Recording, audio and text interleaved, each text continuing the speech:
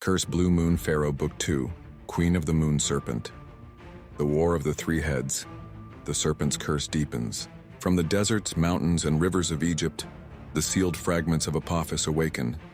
The earth head, the fire head, and the water head, each one rises from its temple, shaking the land, scorching the skies, and flooding the Nile. Together they seek to rejoin the Red Moon King, to become once more the full body of the Serpent of Chaos.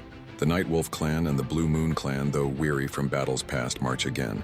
The gods place their faith in mortals, bestowing once more the weapons of eternity. Ra's golden staff, blazing like the sun, Set's storm spear, fierce as thunder, Bastid's shield of moonlight, guardian of life. Yet every strike feeds the serpent. With each clash, the three heads grow stronger, draining the divine gifts meant to destroy them.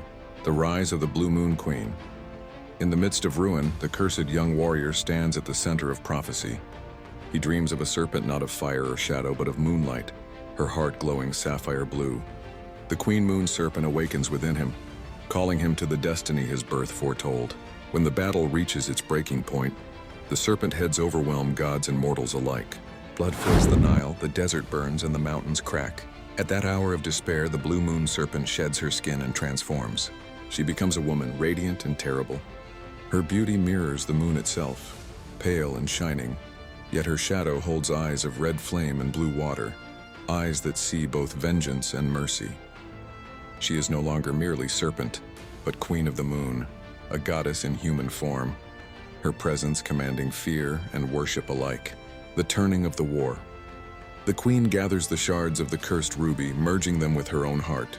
The divine weapons, powerless alone, now bend to her will. With the boy as her chosen, and the princess by her side, she wields Ra's staff, Set's spear, and Bastid's shield not as borrowed gifts, but as extensions of her reborn divinity. The three serpent heads roar in fury, yet for the first time they falter. The queen's moonlit form absorbs their chaos, binding their power into herself. But in doing so, she becomes both savior and threat. The gods whisper in fear. If she takes too much, she may not stand as their ally, but as a rival greater than Apophis himself. The ending of Book 2. The war closes not with peace, but with transformation. The three serpent heads are broken but not destroyed. Their essence lies within the Queen of the Moon Serpent. She has become a being beyond mortal or divine, half goddess, half chaos. Her gaze turns from the battlefield to the heavens. She whispers of vengeance against the gods who once cursed her people. And as the young warrior kneels before her, the Nile runs silver under the moon. Egypt is safe for now, but a new storm rises. The wrath of the Queen Moon, whose power may one day eclipse even the sun. Is the tale of war and rebirth, the war of the three heads, the desperate wielding of godly weapons, and the transformation of the moon serpent into a queen, a woman, and a goddess whose fate will shape the destiny of Egypt and the cosmos eater serpent Apep. Now available in Amazon Kindle.